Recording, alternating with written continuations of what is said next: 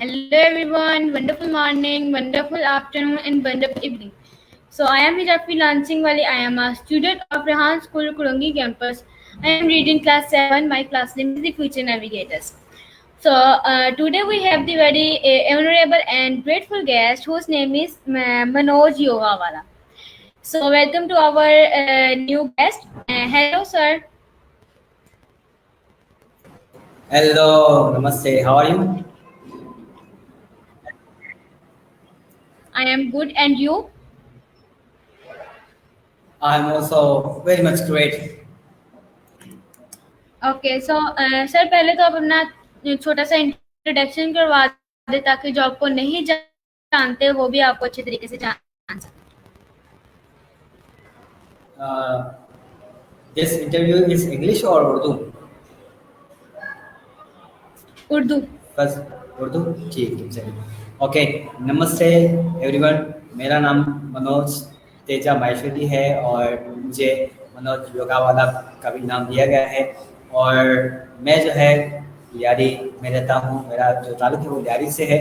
और सेकंड मैंने जो है अपनी जो डिग्री है मास्टर्स मैंने अप्लाइड साइकोलॉजी में की हुई है।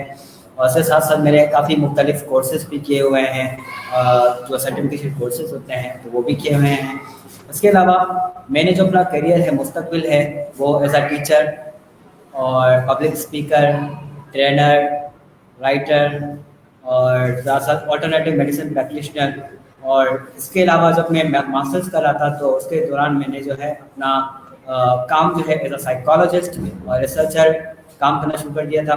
और अभी मैं जो है currently as a psychologist, facilitator और योगा टीचर यहाँ पर मैं रिहान स्कूल कॉलेज कैंपस में अपनी खिदमत अंजाम दे रहा हूँ। जी माशाल्लाह, आप तो बहुत कुछ है। सबसे पहले मुझे बताएं कि आप ये पब्लिक स्पीकर हैं, वो आप कैसे बने? आपने उसके लिए क्या क्या किया, किस मुश्किलात का सामना किया? मैं जो है मैं बचपन से अगर बात करूँ तो बचपन में मुझे बातचीत करने का जो है तरीका नहीं होता था। मैं समझिए कि मैं अकेले रहना पसंद करता था, लोगों से बातचीत करना पसंद नहीं करता था ज़्यादा।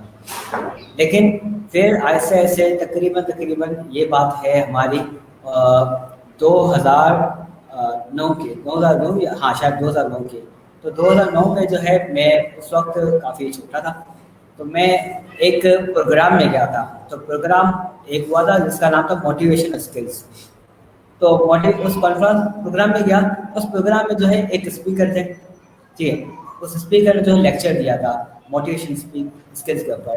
तो उन्होंने कहा कि आप आने वाले वक्तों में अपने आप को कहाँ देखना चाहते हैं। तो उन्होंने ये सवाल पूछा और उन्होंने कहा कि लिख डालें अपने पेपर पे। तो मैंने ऐसे ही मैं जब उन्हें देखा कि वो स्पीकर स्टेज पे बोल रहा है बहुत ही कॉन्फिडेंस से, तो मुझे भी एक ख्वाहिश हुई कि मैं भी जो है स्पीकर बनूं, मैं भी इस तरह से जो है स्टेज पे बातचीत करूं, लोगों को मैं ट्रेन करूं। तो वहाँ पर मुझे एक शौक हुआ।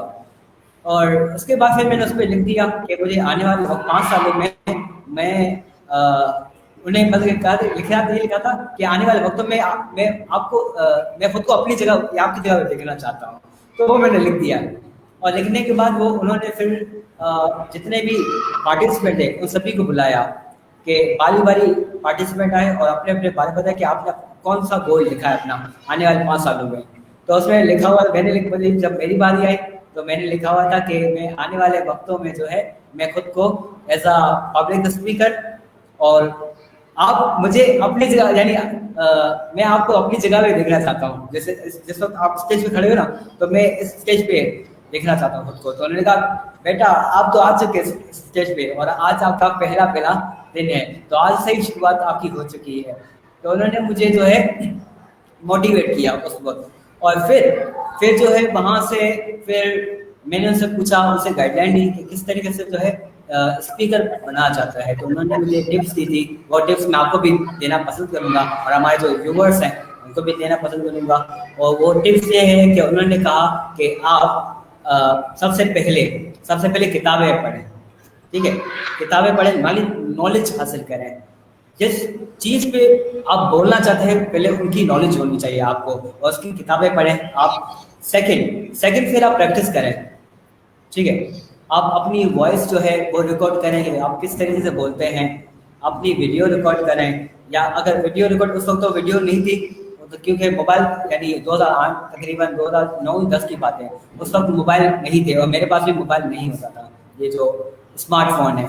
तो मैं जो है अक्सर जो मिरर है, शीशा, मैं उसके सामने खड़े होकर मैं बातचीत करता था, ठीक है। तो बातचीत करता रहता था और प्रैक्टिस करते रहता था। और उसके बाद फिर मैंने 2011 में मैं एक कॉन्फ्रेंस पे गया था, बड़ी कॉन्फ्रेंस हुई थी 8 दिन की, YLDP के नाम से, यूथ लीडरशिप डेवलपमेंट प्रोग्राम, 2011 में। तो वहाँ पर मैं 8 दिन सेशन अटेंड किए, और 8 दिन सेशन अटेंड करने के बाद मेरे पास बहुत ज़्यादा मवाद आ चुका था, यानी बोलने के लिए।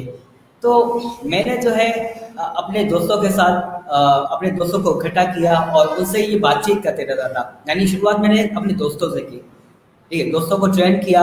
और एक जगह होती थी स्कूल, वहाँ पर हम लोग बैठते थे और बातचीत करते रहते थे। तो इस तरीके से जो है मैंने प्रैक्टिस की।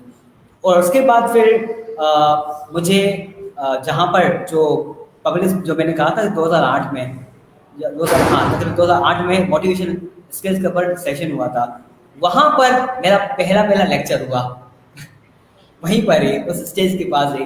तो तकरीबन ये 2011 की बात है। तो 2011 में पहला मैंने लेक्चर दिया था, और उसके बाद फिर धीरे धड़ाक मैं जो है लेक्चर देते गया। और मुझे कोई किसी कोई हॉल में बुलाता था, कोई स्कूल में बुलाता था, तो अलग अलग स्कूलों में, अलग अलग हॉल्स में मैं जो है स्पीचेस देते रहता था। और इसके बाद मैं फिर पब्लिक बढ़ती गई, और फिर 300 पब्लिक के सामने बातचीत करना शुरू किया, और एंड में जो पब्लिक थी वो हज़ारों की पब्लिक में मैंने बातचीत की।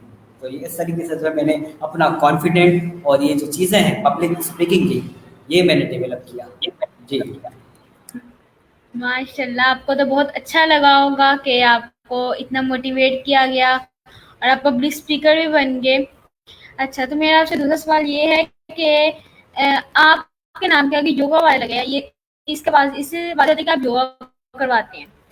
तो आपने मुझे बताइए कि आपने ये योगा कहाँ से सीखी और आपका कैसा एक्सपीरियंस था? कहाँ से आपको योगा के बारे में पता चला? जी, तो सबसे पहले मैं योगा के बारे में बताऊंगा, फिर मैं बताऊंगा कि योगा वाला मेरे नाम के आगे क्यों है। योगा जो है वो लोग समझते हैं कि योगा एक एक्सरसाइज है, सिंपल। लेकिन योगा सिर्फ एक्सरसाइज ही नहीं, ये एक जीने का तरीका है, ठीक है। ये एक जीने का तरीका है। योगा का मतलब होता है जुड़ना, ठीक है। योगा का मतलब ये नहीं होता कि एक्सरसाइज, योगा का मतलब है जुड़ना, किसी के साथ जुड़ना। और योगा तकरीबन 4 तरह के होते हैं। एक होता है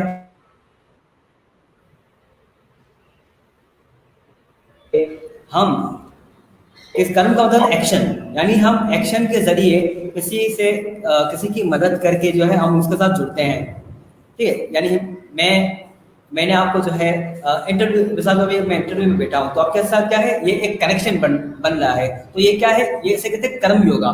तो ये भी एक सबसे योगा है, ठीक है। या मैंने आपकी, या आपने मेरी मदद कर दी, या मैंने आपकी मदद कर दी, तो इससे क्या है, एक कनेक्शन बन गया। तो योगा का मतलब है कनेक्शन, तो इससे ये भी कर्म योगा। दूसरा योगा होता है ज्ञान योग, जैसे कहते हैं जिनान योग भी कहते हैं, योगा ऑफ नॉलेज, यानी ज्ञान कहते हैं नॉलेज को कहते हैं, ठीक है। अब हम किताबें पढ़ते हैं या कोई चीज़ इल्म होता है हम हासिल करते हैं, तो उससे क्या होता है, हम कनेक्ट होते हैं उस, जैसे हमने कुरान पढ़ी, तो कुरान के जरिए जो है हमने अल्लाह ताला और अल्लाह ताला की और आप सल्लल्लाहु अलैहि वसल्लम की जो हिदायतें हैं उनके बारे में पता चलता है, और उनके साथ हम जुड़ते हैं, ठीक है। तो ऐसे कहते हैं ज्ञान योग, ठीक है। तो नॉलेज, यानी योगा ऑफ नॉलेज। थर्ड होता है भक्ति योगा। भक्ति योग कहते हैं इबादत को, ठीक है, इबादत को, मोहब्बत को। हम जो है नमाज पढ़ते हैं, और जिस तरीके से हम लोग पूजा करते हैं, पूजा पाठ करते हैं, तो वो क्या है, भक्ति कहते हैं। यानी इबादत के जरिए हम अल्लाह ताला से या भगवान से हम जुड़ते हैं, तो ये इसे कहते हैं भक्ति योग। बाकी चौथा योग होता है, जैसे लोग अक्सर लोग कहते हैं कि एक्सरसाइज है, उसे कहते हैं अष्टांग योग या राजयोग। इस योग के जरिए, और इसे मेडिटेशन योग भी, ध्यान योग भी कहते हैं। अब इस ध्यान योग के जरिए, अष्टांग योग के जरिए हम क्या करते हैं, हम एक्सरसाइज करते हैं, अपनी बॉडी से कनेक्ट होते हैं, ठीक है। अपनी बॉडी से कनेक्ट होके फिर हम मेडिटेशन करते हैं आंखें बंद करके, तो खुद से कनेक्शन बनाते हैं। और खुद के बाद जो है फिर हम ऊपर जो सुप्रीम कॉन्शियसनेस है, यानी कुछ भी कह सकते हैं आप, कोई बड़ी चीज़ कहते हैं, कोई कुव्वत कहते हैं, इनके साथ आप कनेक्ट हो जाते हैं। तो ये 4 तरह के योगा होते हैं। तो ये क्या है, आर्ट ऑफ लिविंग है। अगर मैं एक्शन ना करूं तो मैं नहीं जी पाऊंगा, ठीक है। अगर मैं इल्म ना हासिल करूं तो भी मैं जी नहीं पाऊंगा। अगर मैं एक्सरसाइज ना करूं तो फिर भी मैं जी नहीं पाऊंगा। और अगर मैं इबादत ना करूं तो भी मैं जी नहीं पाऊंगा। तो ये चारों चीज़ें जो है वो ज़िंदगी में ज़रूरी होती है। 4 तरह के योगा होते हैं। तो अक्सर लोग कहते हैं कि भाई कि योगा क्या करते हैं, योगा मतलब होता है कनेक्शन। तो ये 4 तरह के योगा हैं। और दूसरा, और मैंने जो है जो योगा है, जो एक्सरसाइज है, ठीक है, सो कॉल्ड एक्सरसाइज, वो मुझे बचपन से शौक था इस चीज़ों का। मैं बचपन में तस्वीरें देखता था, आंखें बंद करके, आपने देखा होगा आंखें बंद करके बैठे होते हैं, तो मैं उनकी तस्वीरें देखता रहता था। मैं बहुत मुतासिर होता था उन तस्वीरों से।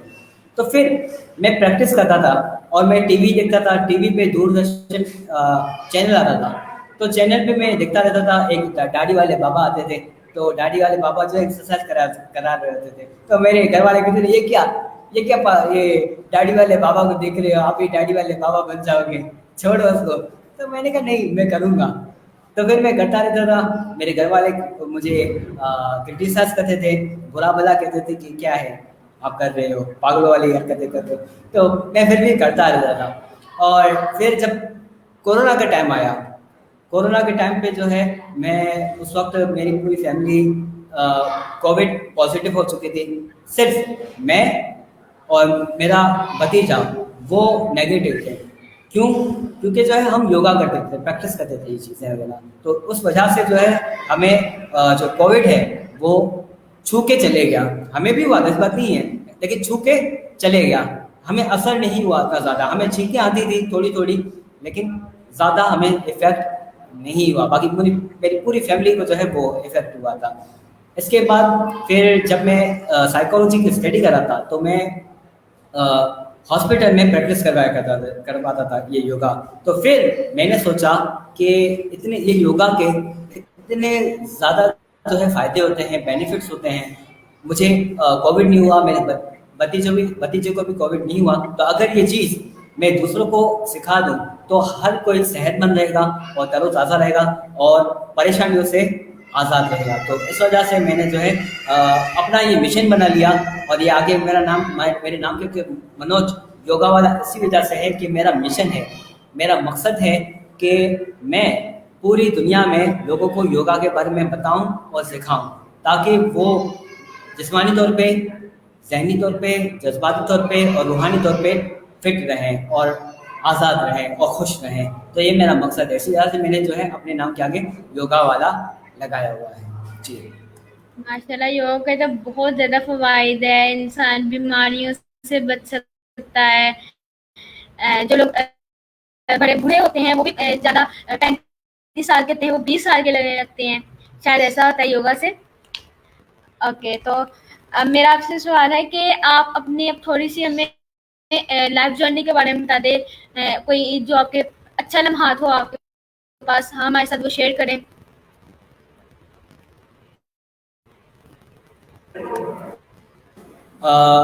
मैं अपनी लाइफ जर्नी के बारे में अगर बताऊं तो मैंने कभी सोचा नहीं था कि मैं कभी मास्टर्स करूंगा बचपन से। तो माइक बंद कर बेटा। सो माइक बंद कर दो।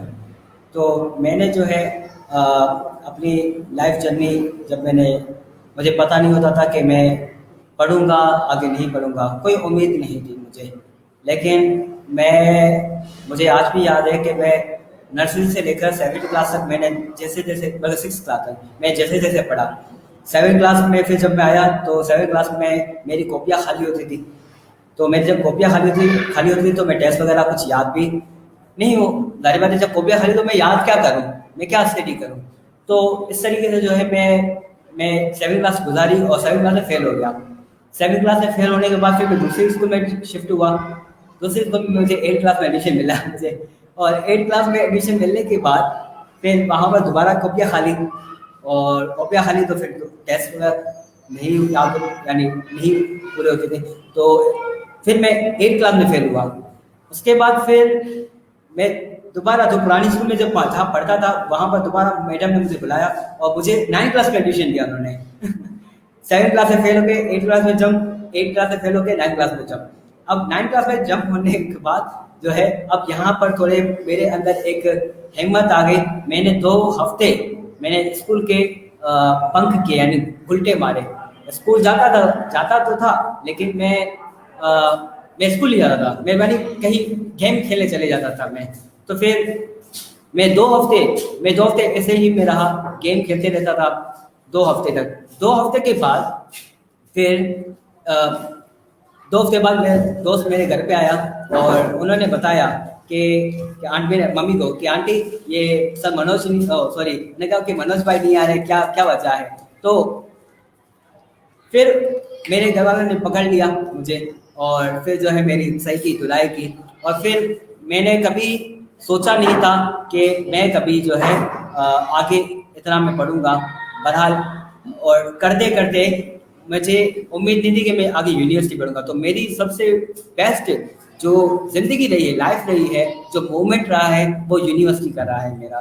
क्योंकि मैं यूनिवर्सिटी में गया, वहाँ पर हालांकि किसी को भी जो है उम्मीद नहीं थी कि ये मनोज जो है वो मास्टर्स करेगा, इतना आगे तक पढ़ेगा। तो मेरी फैमिली वालों को ना खानदान वालों को किसी को भी उम्मीद नहीं थी।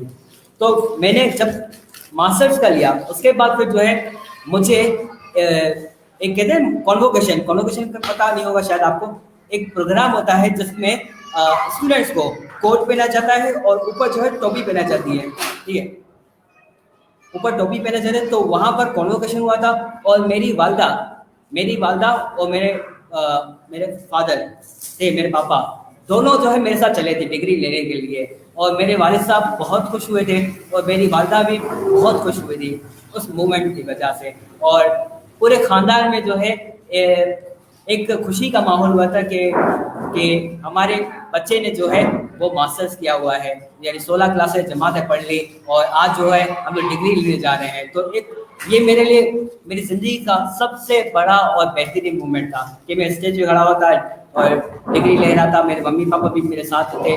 तो ये चीज़ें, ये मेरी लाइफ का सबसे बेहतरीन जर्नी में से एक है।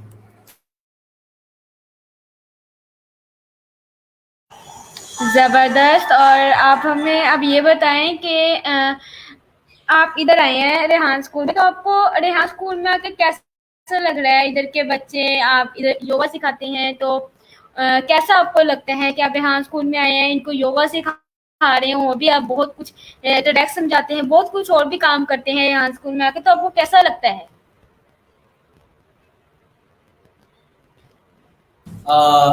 यहाँ स्कूल में यहाँ पर आते वक्त जो है मुझे एक तो पहले पता नहीं था कि ये स्कूल कैसी है। तो मैं समझता था कि ये स्कूल में भी वही जो पुरानी जो चीज़ें होंगी, पढ़ाना वगैरह वो होगा। तो मैंने पहले तो मैंने मना किया ध्यान अल्लाह वाला को कि मैं स्कूल में नहीं आना चाहता। पर फिर जो है जब मैं यहाँ पर आया, यहाँ पर आते ही जब मैंने देखा कि बच्चे कैमरा पोस्ट बना रहे हैं, इंटरव्यूज ले रहे हैं, टेडक्स वीडियो बना रहे हैं, तो ये मेरे लिए एक नया एक्सपीरियंस था। क्योंकि शुरू में जब मैं पहले स्कूल के पहले यहाँ पर आने से पहले मैं समझता था कि ग्राफिक डिजाइनिंग मुश्किल है बहुत ज़्यादा। लेकिन जब मैं यहाँ पर आया, कैनवा चलाना सीखा मैंने, बच्चों से ही मैंने सीखा, तो पता चला कि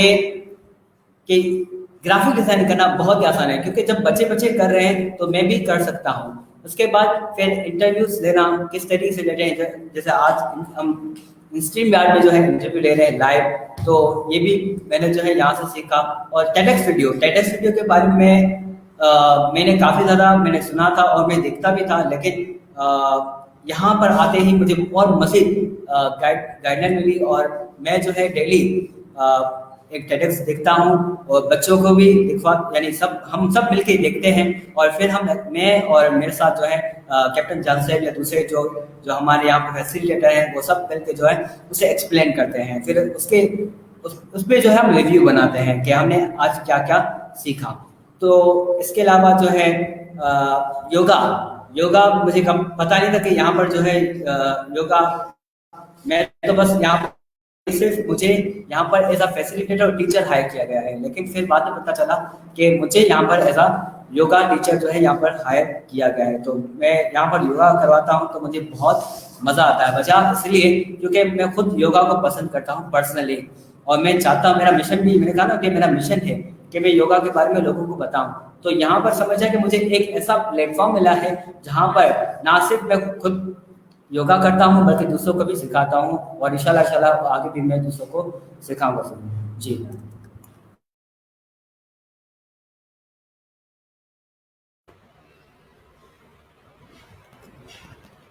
जी, तो मुझे अब आप ये बताएं कि आपकी फेवरेट पर्सनैलिटीज कौन सी हैं?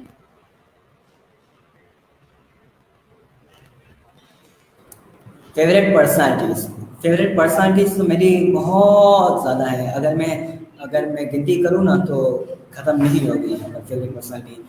तो लेकिन जैसे कि स्वामी विवेकानंद हो गया, गौतम बुद्ध हो गया, श्री राम हो गया, कृष्ण हो गया, हज़रत मोहम्मद सल्लल्लाहु अलैहि वसल्लम हो गया, जीसस क्राइस्ट हो गए, ठीक है, हज़रत मूसा अलैहि सलाम हो गए। तो इतनी सारी और फेवरेट पर्सनालिटीज हैं। कायदे आज़म हो गए, अल्लामा इकबाल हो गए, महात्मा गांधी हो गए तो ये मेरी सारी फेवरेट पर्सनालिटीज है। तो मैं नाम अगर गिनती कराऊंगा तो ये पूरा दिन निकल जाएगा मेरा। तो लेकिन हाँ, मैं एक शख्स को मैं बहुत ज़्यादा फॉलो करता हूँ, वो हैं स्वामी विवेकानंद।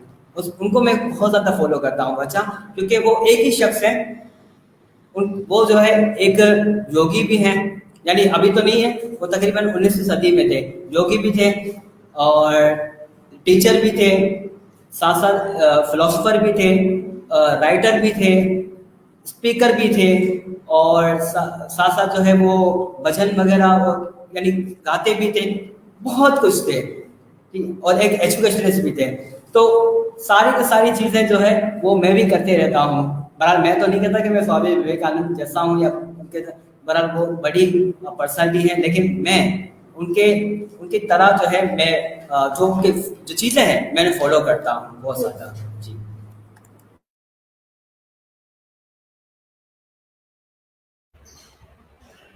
ओके, तो आप स्कूल में आकर सर रेहान अल्लाहवाला से मिले हैं?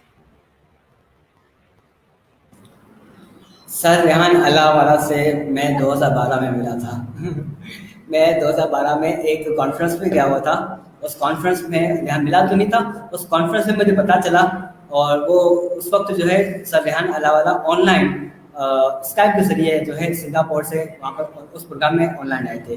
उसके बाद 2014 में लियारी में सर रेहान अल्लाहवाला हमारे इलाके लियारी में आए थे, वहाँ पर सेशन किया था। और फिर जो तीसरी बात जो है मैं एक तीसरी कॉन्फ्रेंस गया था, वहाँ पर मुलाकात हुई। और चौथी बात जो है मैं उनके बेंगलोर में गया था और वहाँ पर मेरी मुलाकात हुई। और पांचवी बार यहाँ पर स्कूल में वो आए थे तब मुलाकात हुई थी। और लास्ट टाइम शायद पिछले हफ्ते की बात है, मैंने जो है सर रेहान का जो है मैंने इंटरव्यू भी लिया था, तो मज़ीद उनके बारे में जानना था। जी अच्छा, तो आप हमें ये बताएं, पहले तो आप जब पब्लिक स्पीकर थे तब तो आप यही देते थे मैं एक अच्छा पब्लिक स्पीकर होऊंगा, लेकिन अब आप योगा वाले बन चुके हैं और बहुत सारे चेंजेस भी आ चुकी हैं आपके अंदर। तो अब आप 5 सालों में आप अपने अंदर क्या देखना चाहते हैं? आप अपने आप को कहाँ देखना चाहते हैं अगले 5 सालों में? बड़ा ही बेहतरीन सवाल पूछा है। अब अगले 5 सालों में मैं खुद को जो है ऐसा तो नहीं कह सकते, बहुत पूरी दुनिया का तो नहीं कह सकता, लेकिन हाँ मैं ऐसा तो कह सकता हूँ क्योंकि सोच की कोई लिमिट नहीं होती। मैं खुद को देखता हूँ कि मैं आने वाले 5 सालों में मैं एक as a famous personality entrepreneur बन चुका हूँ, और एक योगा एक्सपर्ट, और मैंने जो है अपना एक सेंटर भी ओपन किया हुआ है। नॉट ओनली एक सेंटर, बल्कि पूरे वर्ल्ड में हर जगह पे जो है मैंने अपने सेंटर्स ओपन किए हुए हैं, जहाँ पर लोगों को योगा के बारे में और साइकोलॉजी के बारे में और उन्हें हेल्थ के बारे में जो है आगाही दी जा रही है और सिखाया जा रहा है। तो मैं अपने 5 सालों में खुद को मैं यहाँ देखना चाहता हूँ। जी। जबरदस्त। तो हमें ये बताएं कि आपने अपनी जिंदगी से क्या सीखा अभी तक, बचपन से लेकर अब तक? मैंने अपनी ज़िंदगी से ये कुछ सीखा है कि हमेशा अंधा अंधा है ना, अंधा अंधा भरोसा किसी पे ना किया करें। मैंने अपनी लाइफ में बहुत धोखे खाए मैंने, और धोखे वैसे धोखे तो मैं इस वजह से खाए कि मैं जो है अंधा भरोसा बहुत करता हूँ और हर किसी की बातों में आ जाता हूँ और हर किसी पे भरोसा कर लेता हूँ। तो ये मेरी ज़िंदगी का, मुझे ज़िंदगी ने ये चीज़ सिखाई कि हर किसी पे जो है आप अंधा भरोसा ना करें। पहले आप सामने वाले को जज करें, टटोलें कि सामने वाले की इंटेंशन क्या है, ये उनका इरादा क्या है, उनके पीछे अगर वो काम करवा रहा है तो उनके पीछे इरादा क्या है, आया नेक इरादा है या बुरा इरादा है। तो हमेशा लोगों ने जो है मेरा मिसयूज़ किया है काफ़ी ज़्यादा। तो मैं अब जो है संभल के चल रहा होता हूँ, हमेशा एक एक चीज़ को मैं देख रहा होता हूँ कि कहाँ पर कोई चीज़ है, कोई मेरा गलत ना इस्तेमाल करे।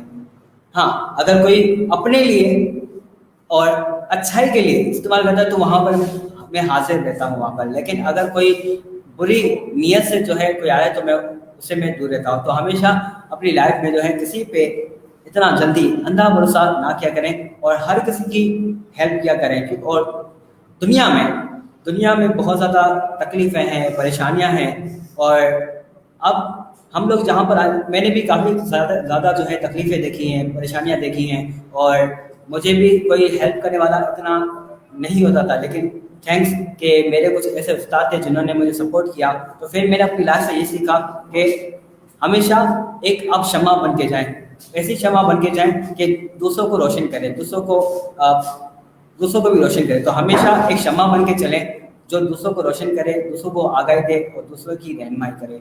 तो मैंने अपनी ज़िंदगी में ये सारी चीज़ें सीखी। जी।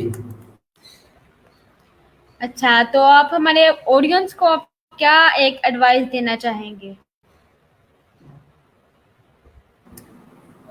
मैं हमारे जो ऑडियंस है उनको यही एडवाइस देना चाहूँगा कि हमेशा पॉजिटिव रहें, ठीक है, अपनी हेल्थ का ख्याल रखें, ठीक है, अपनी हेल्थ का ख्याल रखें, नई नई चीज़ें डिस्कवर करें, इल्म सीखें, इल्म हासिल करें, और जो जदीद इल्म है वो भी सीखें, क्योंकि आजकल का दौर है वो जदीद तो है, तो वक्त के साथ साथ आपको चलना ज़रूरी है।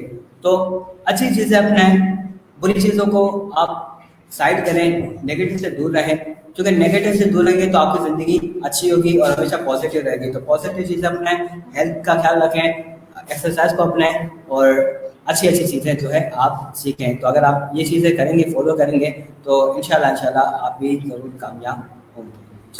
जी बिल्कुल।